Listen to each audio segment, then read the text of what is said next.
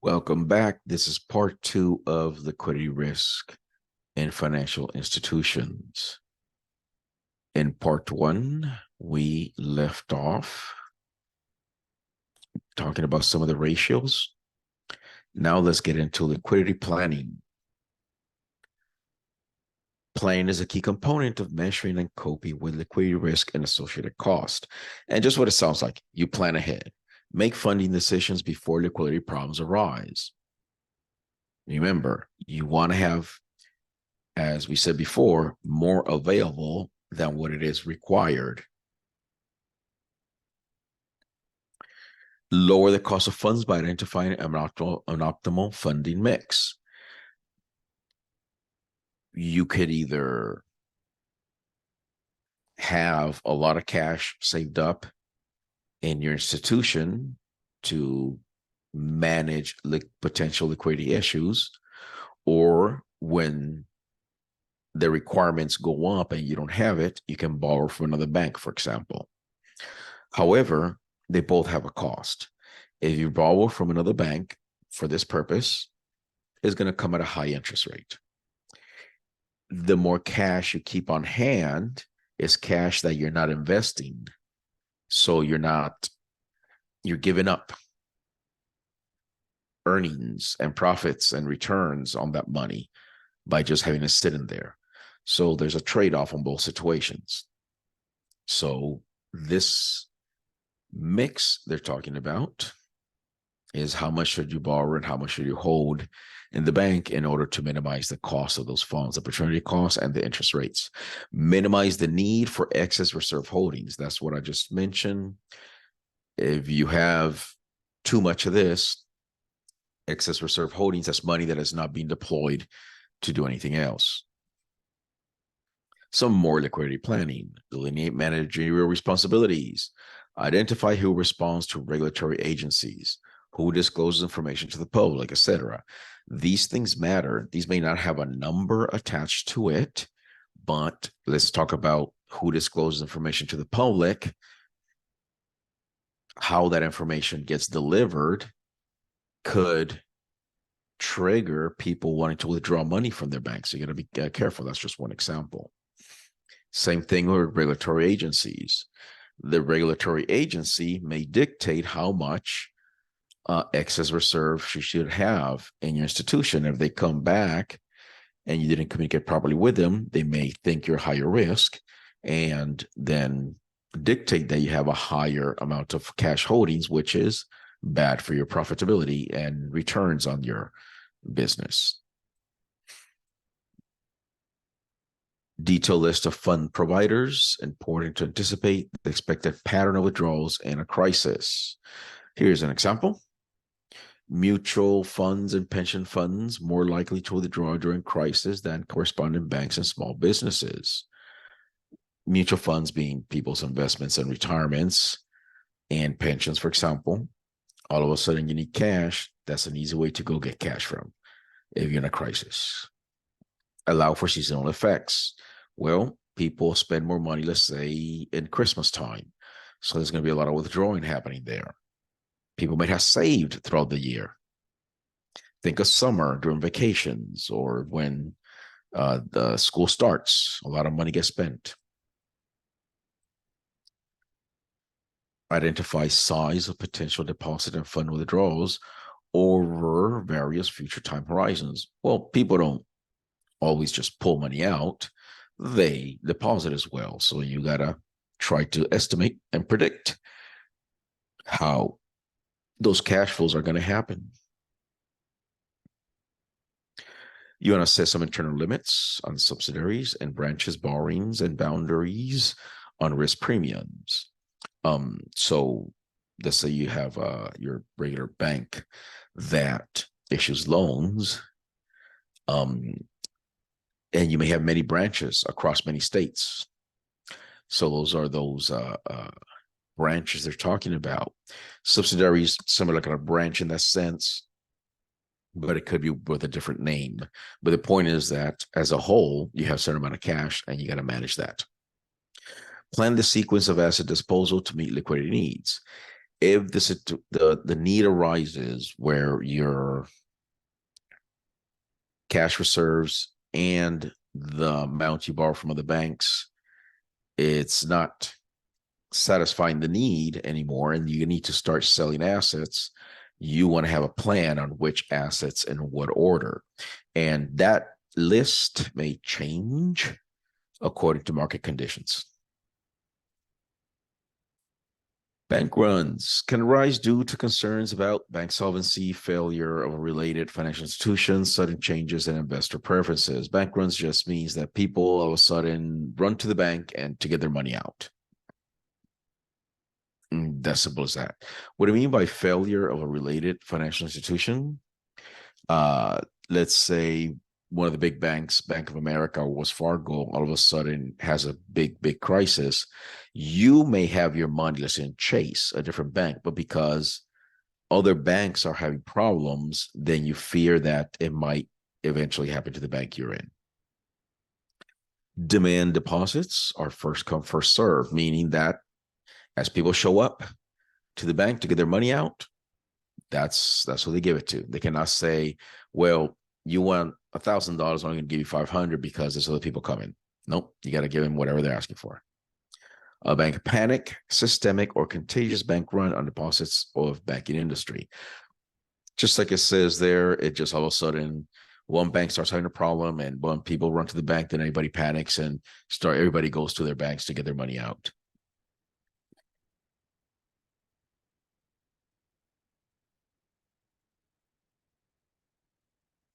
Alleviating bank runs. Measures to reduce likelihood of bank runs. So how do we keep people from going to the bank and taking their money out, everybody at the same time? Deposit insurance and discount window. Just insurance, what it sounds like. FDIC, that's the government agency or that guarantees your money is safe up to a certain amount, of course. Direct actions such as TARP during the crisis. By direct actions, they mean direct intervention. So all of a sudden there were low liquidity, so the government stepped in and just injected a bunch of cash in the banks. But not without economic costs. Protection may encourage the depository institutions to increase liquidity risk. It's the too big to fail, we're going to get bailed out type of thing. Saying like, just keep on lending money out, keep the cash low.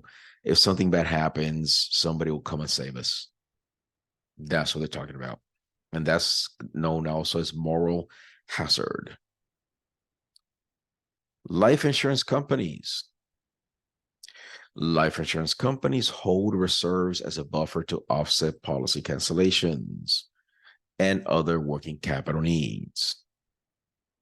So just like a bank, they just keep cash for when the incoming money, it's low while the outgoing money goes up. Pattern is normally predictable.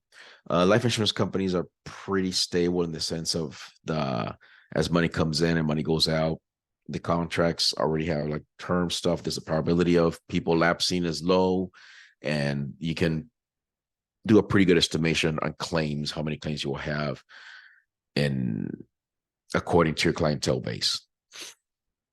Solvency concerns can still generate runs on the life insurance company. If there's a problem, it can always happen. People may all of a sudden stop paying their life insurance, or life insurance that have like a cash option, they can go to cash out. All these things can happen. State guarantee schemes deter runs on life insurance companies. Similar to FDIC and other forms of insurance on your money, these also exist for life insurance companies.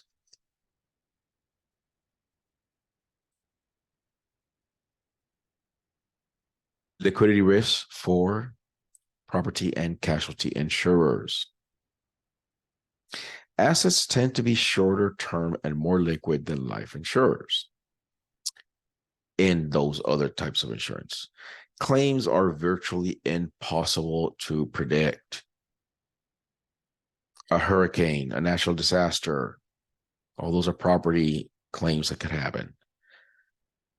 And yes, because weather being a highly unpredictable event. There have been some problems before. Example is AIG, the near failure of giant insurers, but as you know, the bailouts. Reasons behind that was credit default swaps, and there was also restructuring and federal government bailout. That's what kept them alive. With the credit default swaps, you heard them before, you'll continue hearing them. They still exist, and they're high risk items.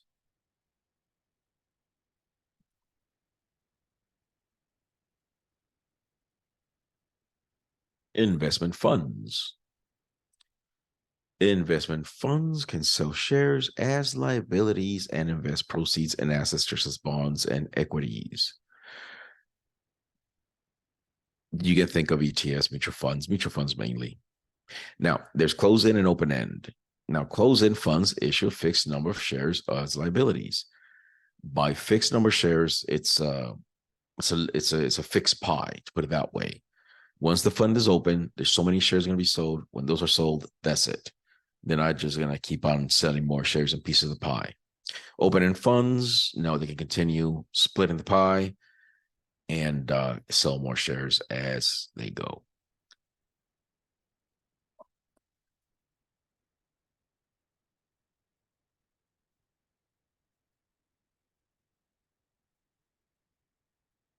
More on investment funds.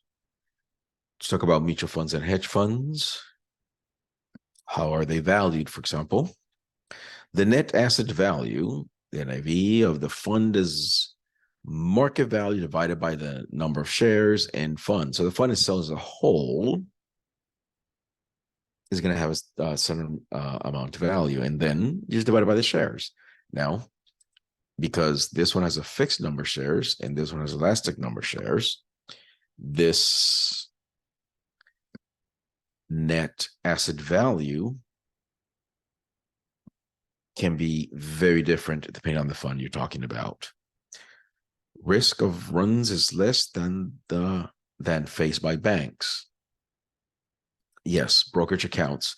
And part of it, typically people with the money in the brokerage accounts for this type of fund, this is, I don't want to say disposable income, but it's money that's already excess to the other things that people need. So they're less likely to go run on these. Plus, if it's a retirement account, for example, they don't have a choice unless they pay a high penalty.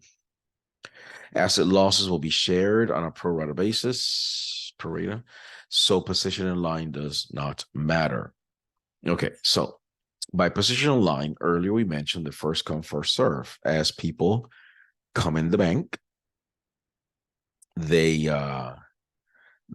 can ask, if they ask for the money, they have to give whatever they ask for as long as they have it. But they cannot say, no, we're going to split the cash we have amongst all our clients. That was fair. Here is just the nature of how being a partial owner works, where any issues with the value get spread across the entire fund.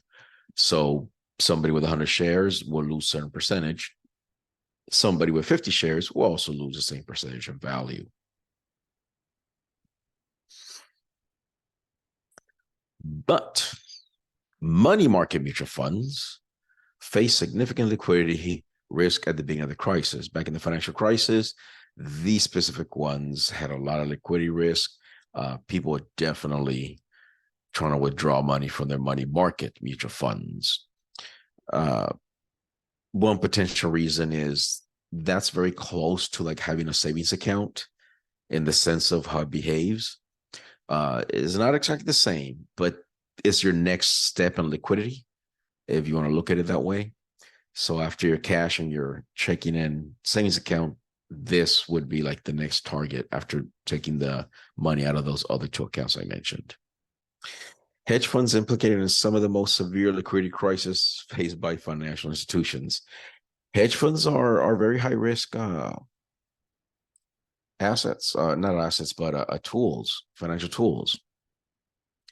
And like everything that has high risk, it can have very high returns, but at the same time, it can really, really go just plummet because of the high risk they carry. That's it for this video. See you in the next one.